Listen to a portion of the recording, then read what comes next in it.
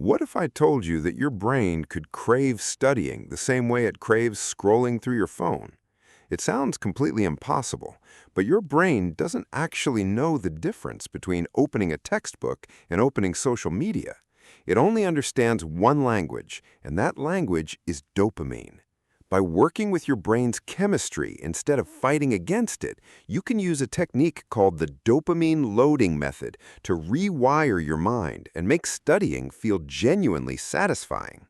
To understand why studying feels so incredibly painful right now, you have to look at the dopamine problem. Every single time you check your notifications, watch a short video, or play a video game, your brain experiences a massive, effortless spike in dopamine. When you sit down to study, your brain automatically compares the book to those high stimulation activities. Because studying releases significantly less dopamine, your brain panics and screams at you to go back to the fun stuff. You aren't lazy or broken. Your brain is simply doing what it evolved to do, which is seeking the highest reward with the absolute least amount of effort. The secret is that dopamine isn't actually about pleasure. It is about anticipation and reward prediction.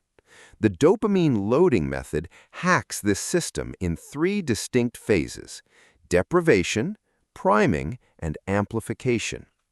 Deprivation requires you to lower your baseline dopamine before you even think about opening a book. You must spend 30 minutes doing absolutely nothing stimulating. Turn off your phone, turn off the music, and sit in silence or take a quiet walk. Your brain will hate this boredom, but creating this temporary deficit makes your brain hungry for any kind of stimulation, including studying. Next is priming. Spend just 2 minutes with your eyes closed, visualizing your study session going perfectly. Imagine yourself understanding the difficult concepts, solving the complex problems, and feeling a deep sense of satisfaction. This visualization tricks your brain into predicting a reward, causing it to start releasing dopamine before you even begin. Finally, you use amplification to manually inject rewards while you study. Use the Pomodoro technique to focus intensely for 25 minutes and then take a short, low dopamine break. Step away to stretch, drink water mindfully, or look out the window. Do not grab your phone. When you finish a tough focus block, actively celebrate your win with a small fist pump or by quietly saying yes to train your brain to associate learning with winning. To make this work seamlessly, carry this mindset into your entire daily routine.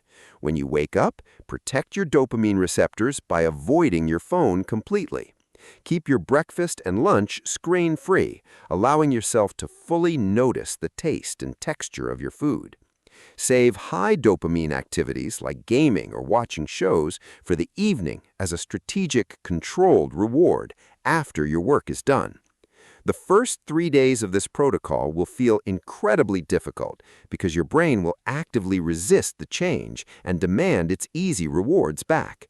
However, by day 4 or 5, your baseline resets. Suddenly, solving a problem or mastering a concept gives you a genuine rush. You're no longer forcing yourself to study, you actually want to do it. Commit to trying this exact routine for just 5 days. Protect your dopamine and watch your brain adapt to love learning.